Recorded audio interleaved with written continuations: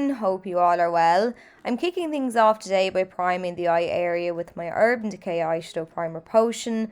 I'm swiping a little of this across the eye area, and now I'm using my Sigma 3D HD precision brush just to blend this into the skin, and this will ensure our shadows apply nice and smoothly, they blend with ease and last all day long too. So I know some of you have said you find it hard to blend at times with this primer. It can be a little bit tacky. So if you aren't used to a primer like that, pop a little bit of translucent powder over the top of it and your shadows will blend better over the powdery base. So I'm reaching for my Urban Decay Wild Greens palette again today. Naturally, the first tutorial I created with this palette was a green look, and I want to use some of the other tones in this palette today. So the first shade I'm kicking off with is called Lo-Fi. It's a light pinkish coral shade and it has a matte finish to it. I'm just picking up some of this shade on my double-ended brush that came with the Naked Cherry palette, and I'm using that tapered end just to blend this shadow into the crease.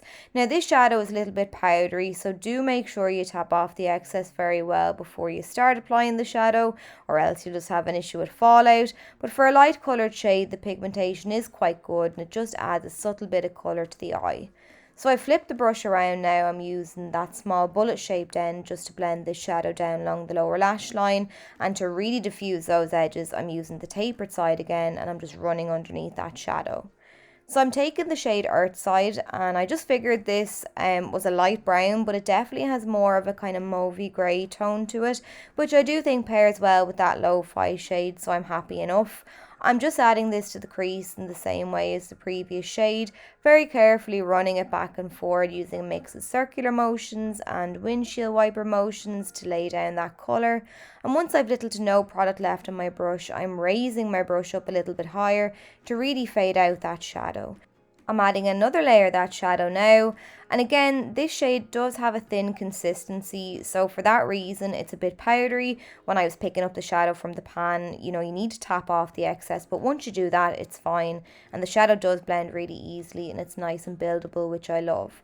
So I'm now flipping the brush around again, using that smaller side just to blend the shadow down along the lower lash line. Once I've placed the shadow down there, I'm flipping around the brush again and using the fluffy end to soften those edges. I'm taking the shade Fuzz. This is gorgeous warm golden duochrome shadow. I've picked it up on a flat C-shaped brush. This is the E24 from Blank Canvas Cosmetics, and because this shadow has a gorgeous sparkle to it, I decided to spritz my brush with some of the Glow Urban Decay All Nighter setting spray just before I pop this down on the inner third of the lid. I did have a plan for this makeup look and I got a bit distracted by the palette and deviated away from the plan. So next I decided to add the shade Turmeric, which is an orange tone shadow that has a semi-matte finish. I figured I wouldn't be doing another tutorial on the palette, so I may as well group together the other set of shades in the palette for this look. So I'm just patting the orange down now right in the centre of the lid. Then I'm flipping my brush over and patting where Fuzz and Turmeric meet just to fade them nicely into one another. Then I really like the look of High Vibe, which is a beautiful medium kind of shimmery golden pink shade, and I'm just patting this down now on the remaining third of the eyelid. I'm using that same Blank Canvas Cosmetics E24 brush to pat the shadow down and going over and back then between the existing shades on the lid just to make sure that they all fade nicely into one another. So lastly then, for some depth, I'm taking the shade Kickback, which is a matte almost taupey brown shade, and I'm applying this with the use of a Sedona Lace EB09 universal blending brush. Now for me personally, I do find it very hard to stick to one palette. A lot of the time a palette doesn't have everything that I want in it to create a look.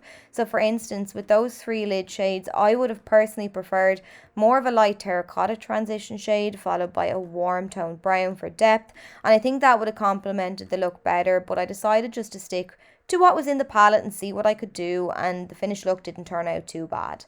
So now I'm just sweeping that Kickback shade down along the lower lash line, all the way down along there, and looping it up onto the lid so that we don't have a disconnect.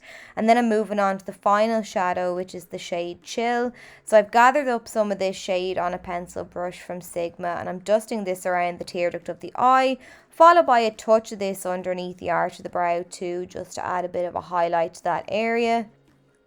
Once I'm happy then with how that looks, I'm going in with one of the Urban Decay 24/7 glide on eye pencils, and I actually had just paired this and a little bit kind of flaked off into my eye, but I was able to really carefully then just kind of brush that away. But yeah, so I added an orange tone to the waterline, and then I've taken this Wet n Wild kind of chocolatey brown pencil. It's a huge long pencil. If you ever buy one, you'll never need to buy another. And I'm just using this to line the upper waterline, and I'm squishing it into the lash line as well. So that'll add a little bit of a base then for the lashes that I'm about to apply, which are these ones here. They're the Kiss True Volume lashes in the style Ritzy, and then I'm using that Urban Decay mascara then to blend my own lashes in with the false ones, and to also then coat the bottom lashes as well and kind of wisp them out a bit. But then that's it. So I was actually happy enough with the finished look. I think adding that little pop along the waterline really complemented the colours on the lid. I think then also shearing out those lid colours complemented then the crease area. So it is a nice look coming into the summer months, and I hope you found it helpful, and I'll catch you all soon.